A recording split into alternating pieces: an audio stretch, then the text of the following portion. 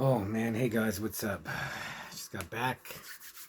Went for a drink and talk about some movies. I got some movies. My good Instagram buddy, Oregonian Hunger. Thanks, man. You go through what you sent me. Sukiyaki Western Django Steelbook. Beyond the Gates, Barbara Crampton. Ooh.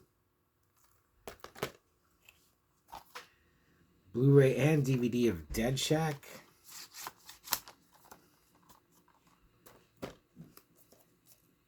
The Adventures of Super Monkey. I like monkeys. And the one that I'm looking for, well, I've seen it before, but I want to see it again because I don't remember it, but I remember I liked it. Funeral Home. So thanks, man. I really appreciate these. These are going on the to watch pile that I actually have to watch pile. There's going to be a lot of stuff on it because I ordered a bunch of movies from my favorite bootlegger, Unearthly DVD. I ordered Encounters of the Spooky Kind. Sammo Hung. And if it's jungle action, I'm there, man. I ordered Amazon Jail. I have no idea what this is about, what year. I'm assuming it's Italian, so. Then I'm really into the films of Joe D'Amato. I like his movies. I like Anthropophagus. I like The Sequel Absurd. I love Texas Gladiators 2020. Frankenstein 2000 is okay.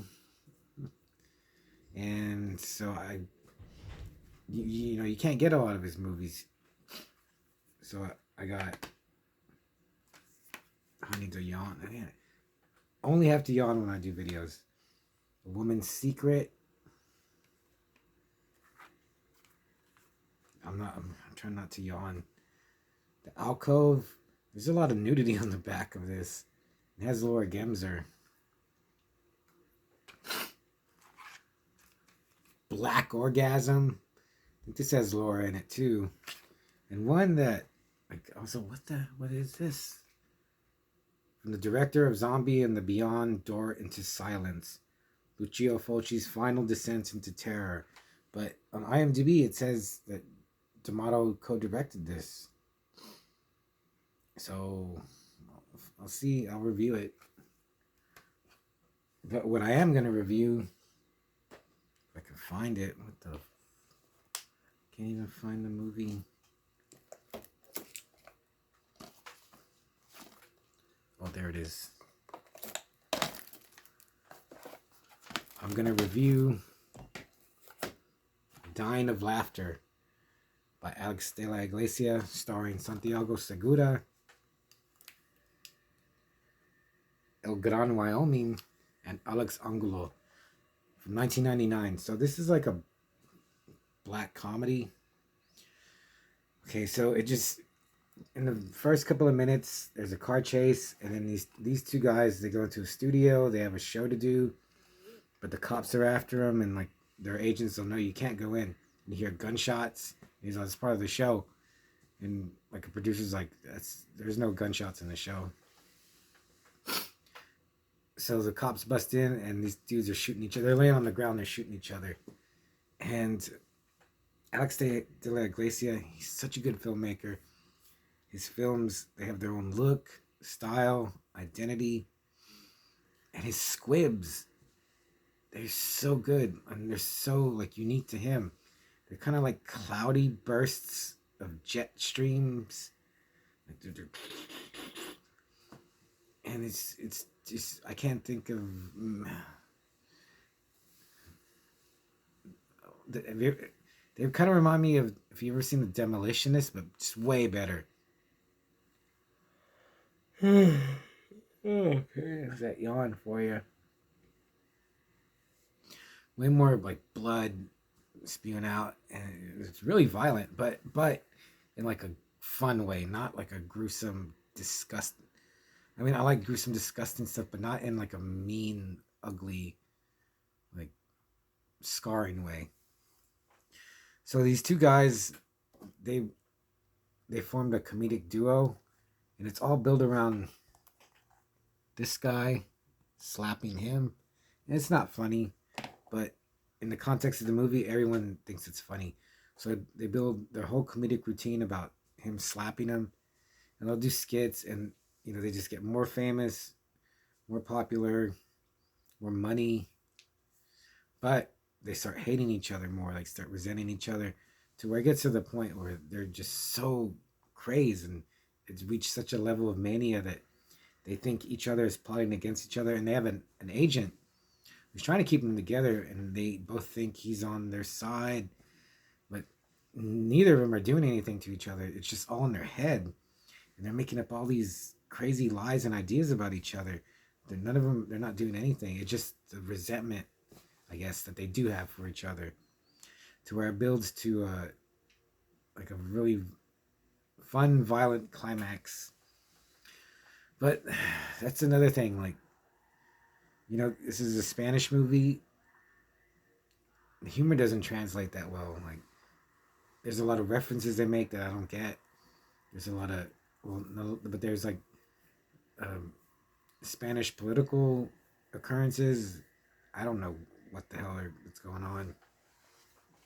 I mean, I know what's going on, what's happening, but I don't care. Like, I don't. It's not like. It's not like like the American Civil War. I was okay. Well, I don't even know if this happened. This might be made up in the movie. So that was one bone of contention. And another thing, 30 minutes in, the DVD like started to, it froze, and it skipped ahead 20 minutes. So I missed like a 20-minute chunk. And even though I've seen it before, I don't remember exactly what happened. But I do know that, well, I assume that it's like their rise to fame and fortune. And then maybe a little of like what drove a wedge between them. So, I was like, man, I can't even review this. I haven't done a review in a while. And then I was like, I could still review it because I want to talk about the films of Alex de la Iglesia. So overall, I would give this 3.5 Manos Hands of Fate. Because while it is good, and like I said, de la Iglesia is such a good filmmaker. There's always something on the screen that like draws your attention. It's not integral to the plot, but you're like, whoa, what the hell is that?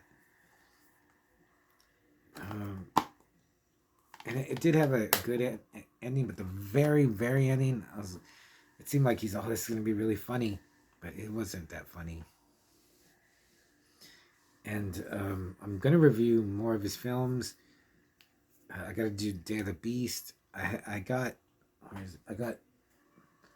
La Comunidad, aka the Commonwealth. So hopefully this will play. It's pretty like dinged up.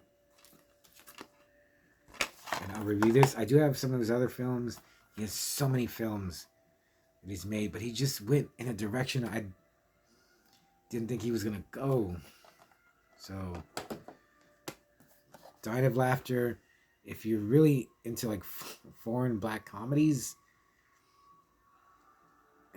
check it out. But he is such a good filmmaker, and overall, I do recommend it. But I don't know. You're gonna have to check out a trailer, check out some of his other films, and hopefully I'll watch The Commonwealth tomorrow and I'll do a review on that, and I'll see you later.